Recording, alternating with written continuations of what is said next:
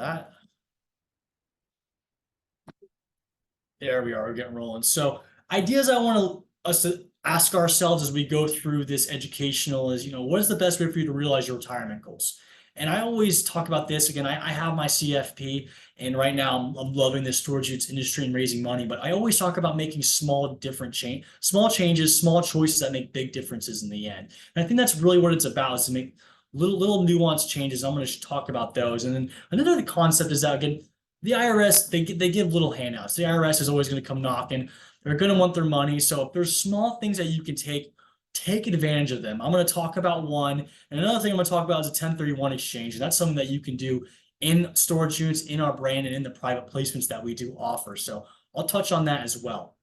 So this is going to be what our journey looks like today. I got about 34 slides or so. It'll take about 35 minutes. We want to make it crisp. I know people are in between lunch when they watch these webinars. So we're going to talk about how you can maximize your first $100,000. You have that money. What does that look like now? How can we maximize the opportunity that we have with this money?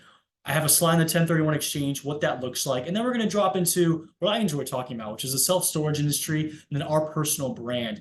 I would say this off front is that the storage units industry is not sexy, but that's why I absolutely love it. I think when it comes to your hard-earned wealth and your retirement funds and what you need to do to build that longevity that for your family, for that last name, that legacy, you don't want crazy extravagant things. You want things that will work. You want things that are solid, things that can be efficient and quote unquote safe, depending on what aspect you are. So that's why I really love the storage units industry. And we're going to talk about those trends a little bit as we move through. You always have to have this. As I talk about this industry, it is an illiquid asset that if you were to invest in, and if you want to have a dialogue with us on the back end about what private placements, it is an illiquid asset, and it is for accredited investors right now. So we always have to have this when we put this up, and I think anybody who has these presentations should have disclosures. We're an open book, so we're certainly not afraid to show everything. So with that said, let's flip into how you maximize your first 100K and what that really looks like. Again, we first have to ask ourselves, why do we do certain things? And that's what I'm really talking about, kind of bringing things back to an elementary standpoint, because I think we kind of gloss over what's really important, the really steps that make the big difference in the end. And one of the things we need to look at is inflation. We have to look at what inflation has done. We had record high inflation in 2022. In May and June, we were up 8 to 9%. In June, I think it was 9.1%, I believe, is the CPI number that officially came out. And we haven't seen inflation that high in 40 years. And we know what happened by and large. We don't need to go into details. COVID shut down the economy, and we were really stuck in a pinpoint where there was the demand of the American demand was there, which helped storage units, but the supply wasn't there. But again, we have to work around this inflation. And right now, we are in this sticky stronghold, and that's why we're not seeing the Fed lowering rates. I'm not going to go into a dissertation about the economy. We have previous discussions on that. But the inflation is sticky right now, and the American economy is still strong. This demand, as you see from left to right here, is pushing the cost up, and then we have to raise wages to coincide with the cost of everything going up. So that's something that we really need to consider when we make investment choices and what we do. Because if we get stuck behind, and I'm going to show you an example of that, it's really going to hurt us. And then the other thing I want to talk about, and this was a slide in the previous that Sean had done, and I really like the way you put it, is tax brackets. Listen, tax brackets are going to vary based on how the U.S. economy is or major events. And right now, let me throw all these up so you can understand. We are in a low tax bracket environment. I mean, you look at during World War I here, I'm reading with you, the highest income tax soared to 77%. In the 1940s, during World War II, we needed to fuel the machine to combat the Nazi regime and the Italian fascist regime. So taxes were as high as 94% for the highest tax bracket. Again, they slowly have trickled down, and we're seeing these tax reforms that happened in the 80s. But the reality is we are in a low tax environment. And I know that frustrates people when they have to file the tax returns. It frustrates me. But we need to consider this when we're looking at the longevity of our portfolios, depending on where we are at in our retirement and our wealth accumulation stage. So inflation and our tax brackets are something that we really need to consider. But when we talk about, okay, we have this first $100,000. how can we maximize ourselves? So I'm just going to brief a couple ideas and I'm going to overview. And in the next couple slides, I'm going to give a little more examples. I like numbers, so I'm really going to show those. But I had this Back to the Future pun, back to the basics, because I really think it's so important and it's so overlooked. I'll throw a couple of these up and I'll throw a couple more up afterwards. But retirement contributions, everybody, they always stem away from going towards a 401k. If you have an employer 401k contribution and there's a match, it's a no-brainer that you should be maximizing your funds in that to get free money, to have your investments grow within the market. And we'll talk about private placements, ways to kind of work around when the market isn't doing so well, i.e. 2022, for example. Now we're seeing pullbacks this year. But to stem away from retirement contribution where you can defer taxes, it's just such a big detriment to you. And I'm going to show a tax example. I talked about how the IRS can give little treats here and there. It's very rare. I think the health savings account, the HSA, if you've heard of it, is one of the biggest things. And when people don't do this, I scratch my head. I think it's such a big waste. So if you are in a health insurance plan, it's a high deductible plan, and you can look at what that number is. I believe for a family right now, it's $8,300 is your deductible for a family plan. That's a high deductible plan that allows you to flip into an HSA account. An HSA account is the only type of account where there's a triple threat opportunity where you can defer taxes, you can grow them tax deferred, and then when you use that money for health emergencies or whatever it may be, it's tax free. And the reason that this came about is because as Americans, we are living longer and we are draining the system, the Social Security system, which who knows if we're gonna have Social Security in the long run. But people are living longer and the cost of long-term care is so expensive that it's destroying people's retirement accounts. So I would really encourage you to look into an HSA account. It's so important. I mean, take some of your monies that you have in savings and slowly siphon it in here. Huge dividends. A Roth conversion, Social Security, I'll touch on this. Again, Social Security, depending on how much income you have, when you start filing for Social Security, it can get taxed. There's a 50% bracket and then there's 85% bracket of the Social Security that can get taxed based on how much money you have. Now, if you have Roth money and that's coming out, that's tax-free money and that doesn't count towards your Social Security income. So maybe if you have a traditional account and you want to flip into a Roth, that is something that you can have. I've had dialogues with those clients that we have, but you need to make sure that you're being safe on it. You make sure that you're managing your tax brackets there, which is the fifth thing, and you're not going over. Hopping to the fourth thing, and this is going to be huge when I talk about what we offer as our private placement. And any good private placement should think about doing this in the first place. But the idea of having qualified dividends or long-term capital gains. And I'll show an example of that versus your short-term capital gains, because your long-term capital gains are a more favorable tax bracket versus your short-term capital gains, which are seen as your regular marginal income. And the last thing, I have an example on tax loss harvesting I'll hop into next, but I think people get so caught up in it has to be gains, that they don't strategize ways that, okay, I was good here, I wasn't good here. Let's tax loss harvest. Let's regroup. Let's drop the amount of taxes that we have to pay this year, and let's attack the next year. So let's hop into some examples. And again, I said simple moves that make a big difference. And these really are simple moves, but they make a big difference. And I'm going to show the exponential differences why on it. So we kind of had this idea of, okay, you have your $100,000. What does that look like? Well, this example one, I find a lot of investors who are risk adverse and sometimes they're too risk adverse. And what I wanted to show here is that CDs and money markets are at a good rate because of how high interest rates are. Interest rates will be coming down this year. They keep being pushed out because the markets are so sticky right now. We just had the first quarter GDP come out at 1.6%. So that's why the markets are down today. And it's bringing the markets down because it's showing the economy is actually slower than what they anticipated. But it's still better news as far as the Fed going, hey, okay, the economy is slowing. Let's regroup in September and start lowering rates. Once rates start lowering, the CDs that we're seeing a 5.5%, a money market of 5.2%, that's going out the door. So enjoy it while it is, because on average, the CD average 2014 to 2024, it's about 1.6%. I did the math on it. And then I took the inflation numbers from April of 2014 to April of 2024, did the average of that as well. It's about 2.88%. What I'm trying to get at is that you need to understand that we still have to battle inflation. You know, we have to have some risk. We have to diversify appropriately, but we have to battle in some regards, because if you don't, you see there that proportionally over that 11-year time frame is what it is. your money's declined 13%. You lost 13% in your value. And I was talking with a client who, when Russia attacked Ukraine, he got so scared that he dropped out of the market. And that was in February of 2022. So note that 2022 is one of the worst bear markets that we've ever had, because what COVID did in shutting down the economy finally paid its dividends in 2022. Even from that mark, the S&P is still up. Even with down today, it's up about 13%. So he had his money in cash because he was scared, and yet the market still, through all the turmoil, is up 13%. So you need to have a little bit of discipline.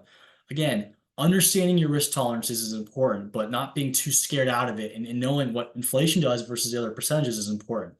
This is, I wish I had clipped the those red things out. I wanted to kind of show this differently to give you a little bit of a buzz on it. But example 2 shows a principal amount of $100,000. And then I had this example. I said, let's say an investor who's 30 years old places his money either in an individual account, A, or in an IRA, which is, and the max you can do, let's say you're not 50 years old, there's no catch up, it's $7,000. And I said, okay, let's say both accounts make a 10% return, and then you're in an effective tax bracket of about 20%. So what ends up happening is that over that 30-year time span, a time value money is very important. If you pay 20% of $7,000 before you put it into the account, you have $5,400 that goes in. Year over year till you retire is what I did 30 years until you retire. At a 10% return, you paid $42,000, which is that first red number, in taxes. But you see that investor A, my apologies, I should flip those A and B. But you see that in the investor that was in the individual account would have 1.669 million essentially, which is a great chunk, which shows the importance of the time value money and staying consistent. But what if they defer to their taxes, is what I'm trying to show. They would almost be at $2.1 million. They would have essentially $420,000 more dollars if they just deferred their taxes. So really, it's almost a factor of 10 if you defer your taxes and you have the exponential growth. So when people say, what's the big tax efficient idea? I have this $100,000. How can I capitalize on it? Defer your taxes. Don't pay taxes in a higher tax bracket. Let it exponentially grow, and then you'll relish that. Example 3 I want to show. I always have conversations with people too who are they like to. I'm not hating the day trading market. The numbers on it aren't good. That's objective. 95% lose all their money, about 5% break even, and there's a fraction of 1% that actually makes money.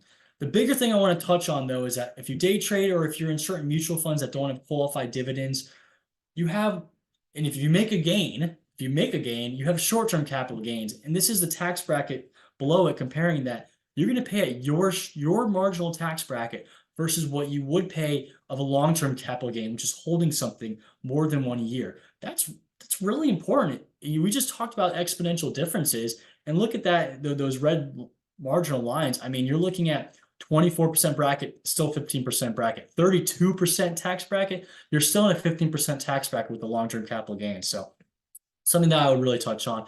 And then the last thing I wanted to give you an example of before I switch over into how private placements and tax efficiency can help you, and then talk about the storage units industry, is that if you're not having a great year, for example, this is a Schwab platform. Let's say you have a short-term capital gain of 20,000, but you have a $25,000 loss. What you find is that clients become they're the loss aversion investors, and they don't want to lose, so they hold on to it. Well, not only are you losing the opportunity to find more positive avenues, but you're losing this opportunity to tax loss tolerance where you can combine the two. You don't have to pay taxes on the $20,000 gain. You can have an income loss of that $3,000, and then the other $2,000 you can flip forward. So food for thought with that one as well. Now let's hop into how we can combine it all in more tax efficient ways with private placements, and then with storage units too. So let me throw these 3 up, and then I'm going to talk about them. Any private placement that's worth its salt should have a self-directed IRA. We just showed and talked about how IRAs in deferring your taxes into this shell is important. Some private placements don't offer the ability to have self-directed IRAs. We do. We're objective in our custodians. I'll name a few that we do work with, which is NewView and Quest as well. So those are solid custodians. But again, it gives you that opportunity to, if you have an IRA at Fidelity or Schwab, you can roll monies over, tax defer, not have a tax implication, into a private placement that offers it, as we do with storage units. And that's a big deal. Now you're gaining in a different avenue. You're taking on a different lens that into an investment that isn't directly correlated with the stock market, and you're still deferring taxes. So that's very important. Another thing that we do that I don't know many other people that do is that when, and I'm going to show you an example, is that when people invest with us, what they have as their first dividends that come is a return of capital. And what that does is the return of capital is a non-taxable distribution. So you don't have to pay taxes on that.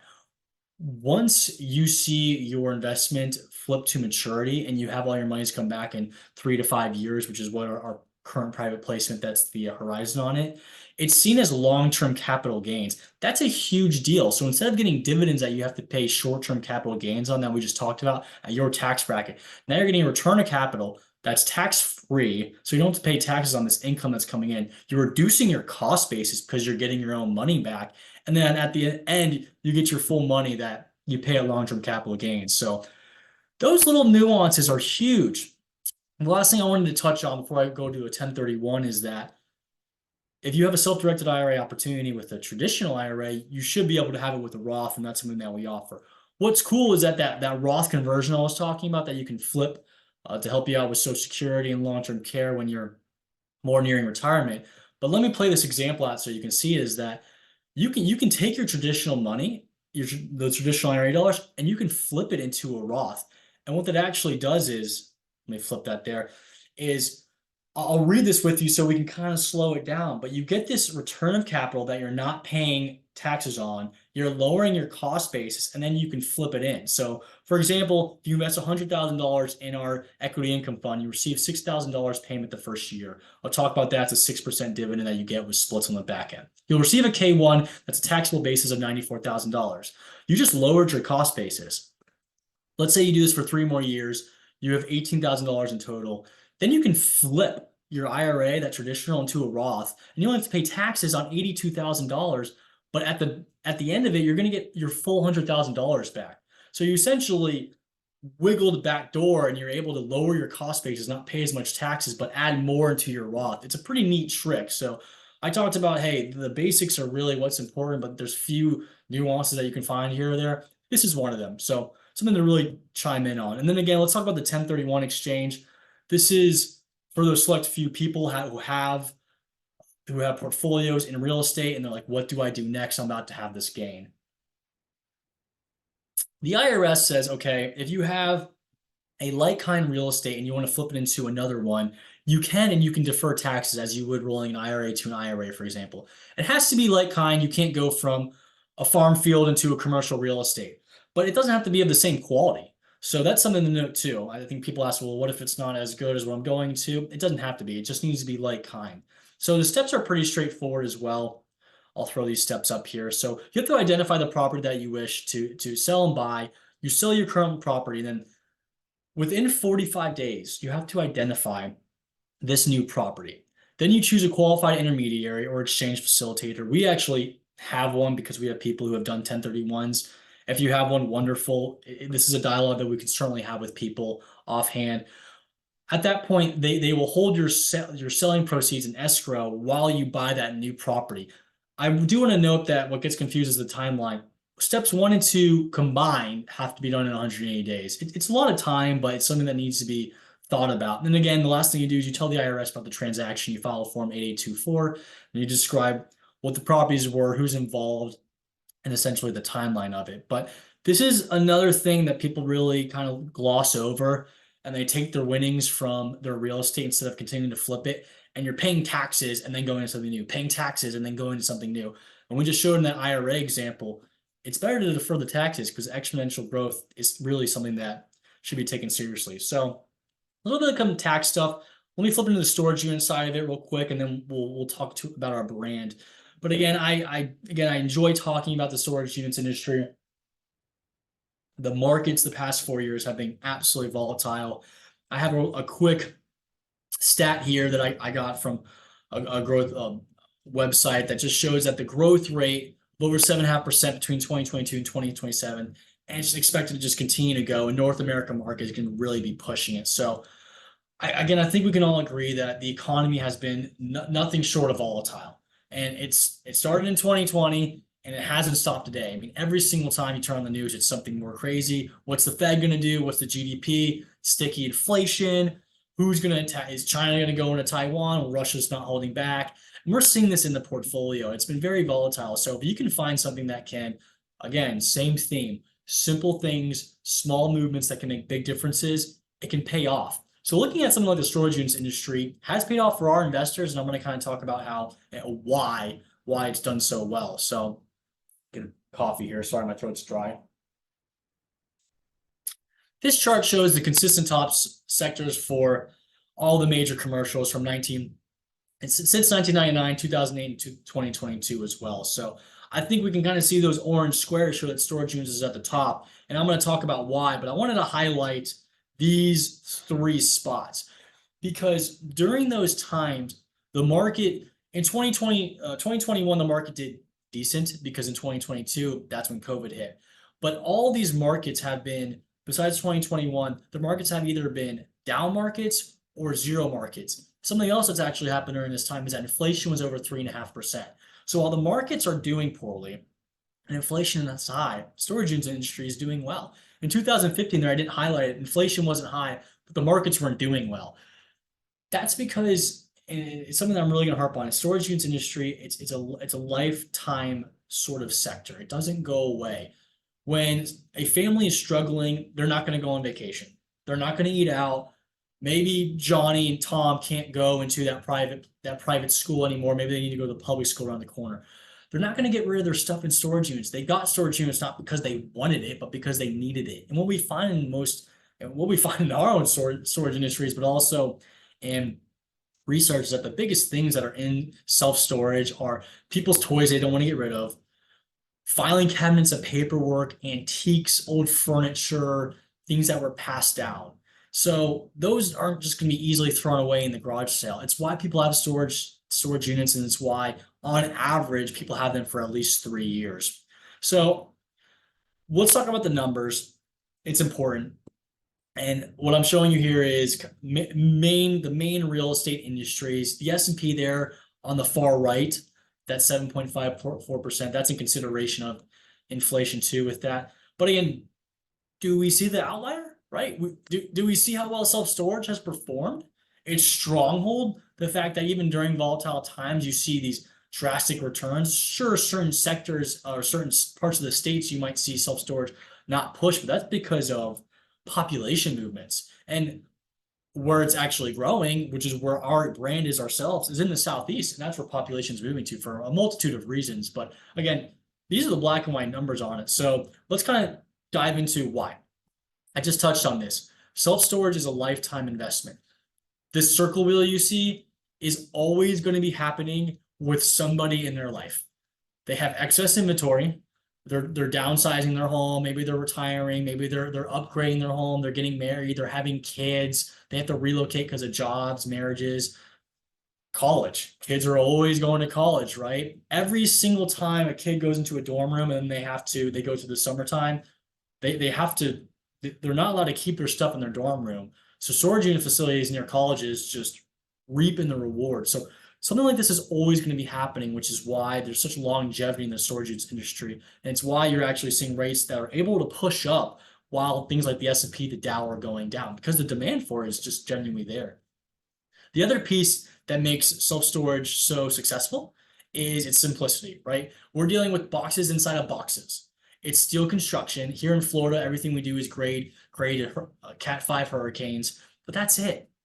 And there's minimal people who are working the facility, maybe a manager and an employee. That's it. Some facilities are actually going to no employees, but there's a central facility that watches the rest of the self-storage units through intercom and through cameras. But again, every single consumer in the self-storage facility has to have insurance on their product, and that's all it is. It's lights, it's steel, it's boxes. So the numbers reflect that. There's minimal variables. At 29% occupancy, you're already operationally profitable.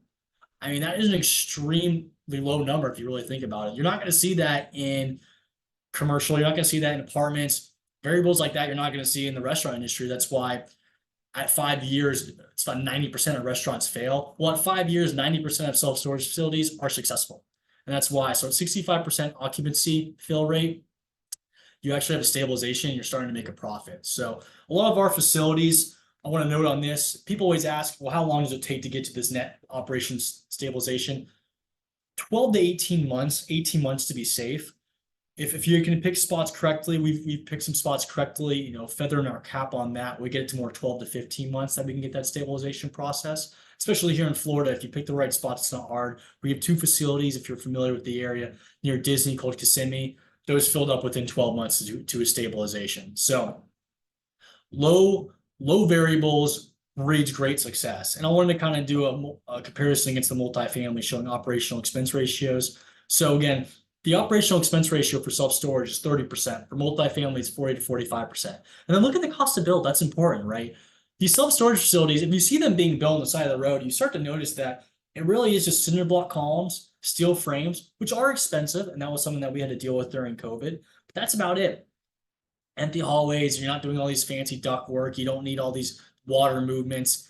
You don't need all these registrations and codes to pass that multifamily has to do, which is why the cost to build is at 112 square feet for us versus the multifamily, which is 350. So you're looking at almost 3 times the cost per square foot to build a multifamily, which is why are the numbers so exponentially higher, over 17% for self-storage versus multifamily, which was about 13%.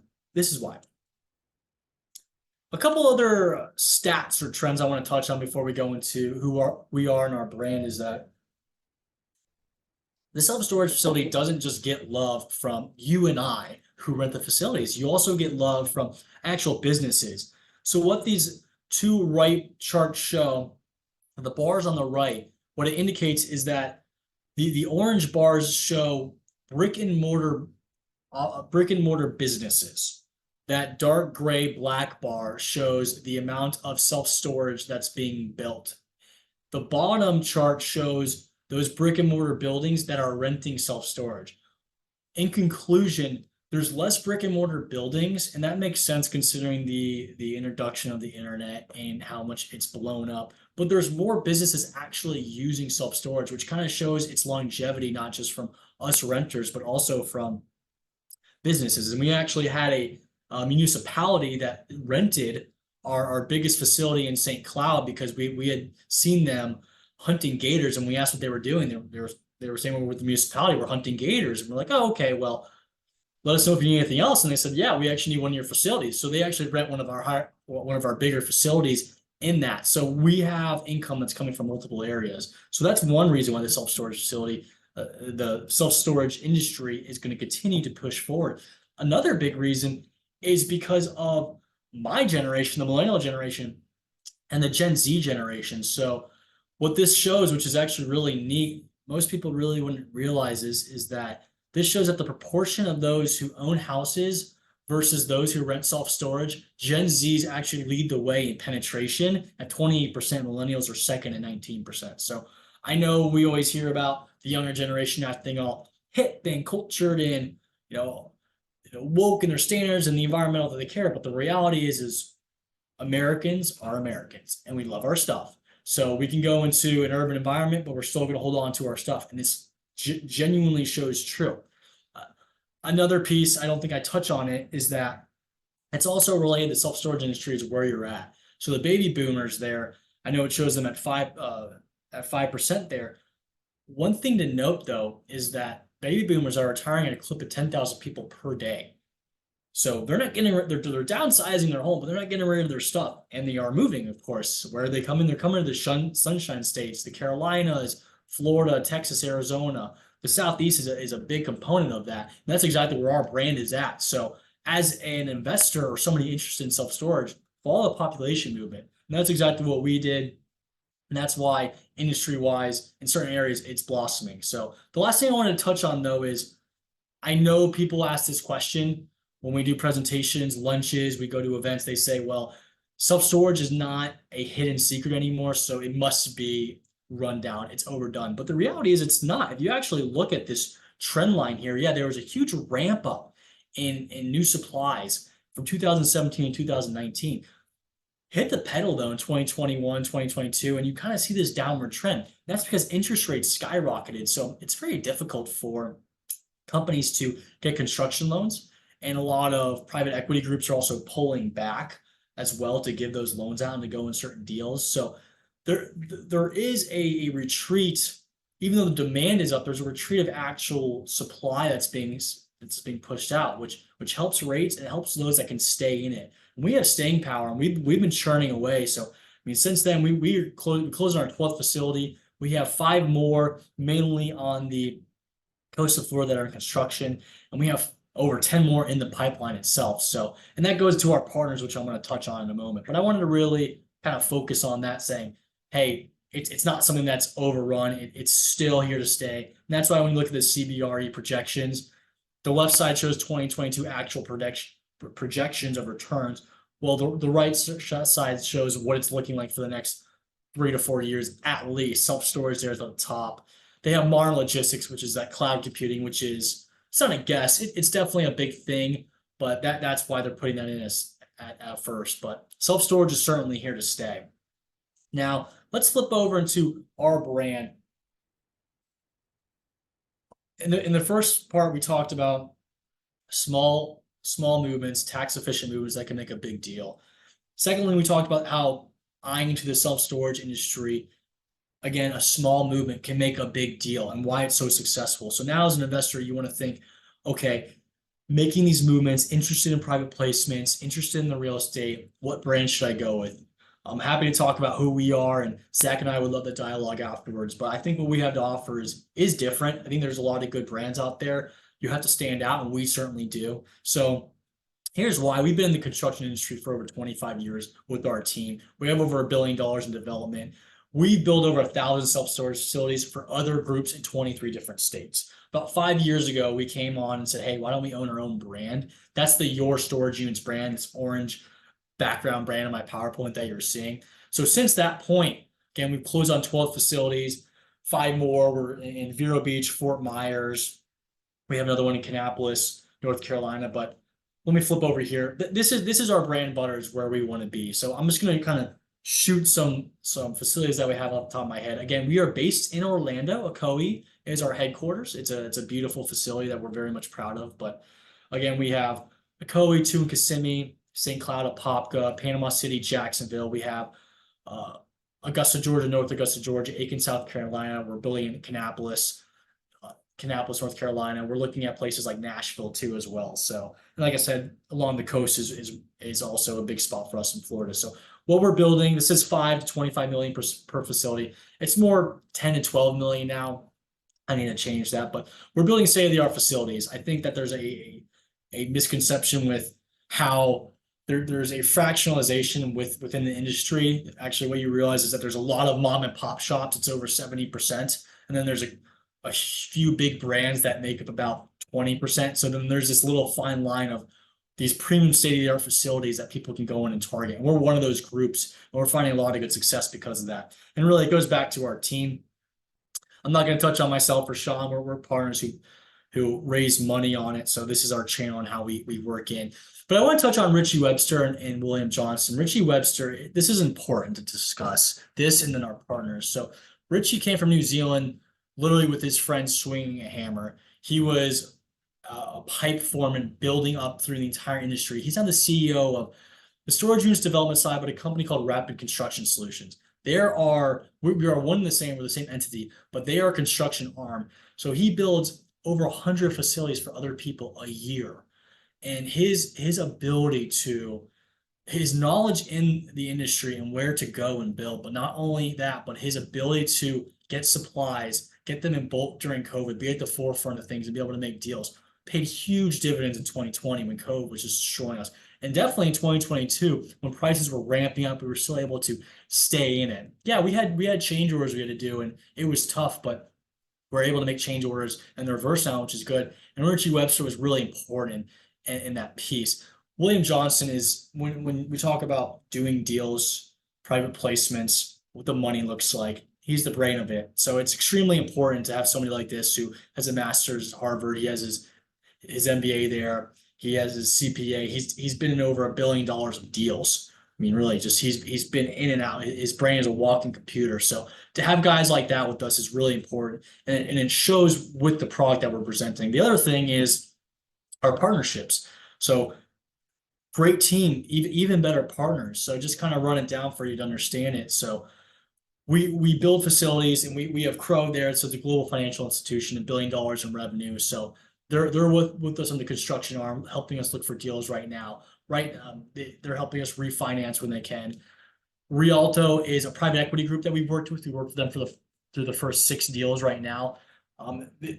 We went into private joint groups with them, so we had a built-in buyer on the first 6, which was really beautiful. They pulled back a little bit right now because they're just holding back because of some commercial properties they're dealing with. But in the future, they're going to continue to work with us. So it's really important to have somebody who can, Crow can come in, and once we build from, again, development, we go under contract, we build up shovel ready to CO, certificate of occupancy. We can have somebody like Crow come in who is a built-in refinance for us, which is really valuable. And then we have Rialto who comes in, and they're a private equity partner with us. And as we move forward in further projects, they're a built-in buyer too. So these are huge arm pieces. And again, Rapid Construction Solutions is us in the development side, and Adams Property Group does the third party and management, and we watch over them. But the one thing I wanted to kind of touch on is that we're proud of our product and what we put forth and how we can kind of stand out. And so if somebody like Crow and Rialto have done due diligence on this, these are a $10 billion AUM firm and a $1 billion revenue firm. If they did their due diligence on us and they enjoy what we did and they want to work with us, it's a feather in our cap of what we provided. So certainly hope if we had dialogue with somebody offline on that you see that and what that means. So I definitely wanted to talk about this. I know we have a lot of good investors that join us and talk about this, want to kind of get into this space. We do offer a private placement right now. We've offered 2 in the past that completely filled up on our facilities. And this new product that we're offering is a 506c. It's for accredited investors. So this is going to fund our facilities 7 through 11 or potentially 12 if we get this other one up in the Villages in Florida. That's to be determined. So the fund goes to the new builds of it, but we'll probably have questions on the back end, but I wanted to kind of run through it right now. The offering size is 25 million. Like I said, it's a 506c offering, so it is for accredited investors. To give a quick definition on that, that's somebody who amasses $1 million in net worth that doesn't include their primary home, or they are single making 200K and will continue, or they're marrying, filing jointly, making 300K and will continue. Minimum invested is $50,000. That's pretty standard. It's pretty standard is what we've always seen in the industry. And then our anticipated term and the horizon is 3 to 5 years. Talking about endgame is important, and we all the time have different private equity groups come in and look at our facilities, and they want to buy up our facilities. So we're not selling one-offs right now. Our goal is to build 25 to 50 of these bad boys. And what we'll do is we'll take a clump of them and we'll sell it off to a private equity group or any sovereignty. Because again, if you can find income, any sovereignty is going to be interested in something like that. It would be anticipated that we go into a lower interest rate environment again. Once the Feds start lowering rate, there'll be that trickle down effect. So something like this is going to become even more lucrative and pay more dividends in the next coming years. So how distributions look for you is that I touched on this previously. There's a 6% annual that you get. It's paid out monthly and it's prorated. You as a preferred investor get paid out this 100%. Now, once we go to the anticipated horizon that ends, we sell off, there's a 50-50 profit split. Again, you as the preferred get paid out first up to different tranches. One brings you up to 15%, 50-50 split, and there's a second one that can bring up to 25%. So from 6 to 15%, it's a 50-50 split. From 15 to 25%, it's 25 to you, 75 to us as the common. But that big tranche, that 6 to 15%, you get paid out first, and then we get paid out. We're shaking hands, we're in the deal together. So anticipated is 12 to 18% is what the pro forma says on the PPM. We're more thinking in the range of 15 to 18%. And when we look at the numbers and what Bill Johnson has seen laid out and the NOI that we're getting from our facilities, and even what you've just seen standard wise, that's absolutely something that we can go after too. So we'd love to have a dialogue with anybody about our private placement, what we're offering right now. So this boy is filling up, and again, would certainly welcome that. But one of the kind of key takeaways, what's happening, Mainly in the self-storage industry. So again, self-storage is a growing asset with a history of strong performance in various market cycles. It doesn't matter what environment that we've been in. When we had COVID, self-storage did well. When we had 2022, which was a historically bad bear market, it the S&P was down over 20%. And if you actually look at the Barclays aggregate bond index, it was down over 10% because of the rising interest rates. That's only happened legitimately a handful of times. I believe it's less than 5 times in the history of the stock market. So even in that route, we were still growing. And our investors, we have over 100 investors, we're still getting their dividends. So that's something important to talk about. Our storage units brand, we're strong. We've been in for about over 50 years with different experience in investing, developing real estate. And again, our partners are grounded. They're great at identifying opportunities, forecasting operating performances, and expanding into new targets. So, and I love this at the bottom. America loves their stuff, and they're going to continue to love it. So, self-storage industry isn't going away. It's more about finding the brand that you, if you're interested, it's more about finding the brand you want to work with, the location you want to work with, in the team. So I'm really excited about what we are and who we have to offer. And I love doing these educations. I appreciate everybody being on today. I hope you learned something as far as the tax side. You learned something as far as the self-storage side, and of course, our brand and the private placement of the offer. So certainly welcome to dialogue. We have, if you're in the Orlando area, it's in the next couple of weeks. Zach will touch base with everybody. I believe it's early May, maybe May 2nd.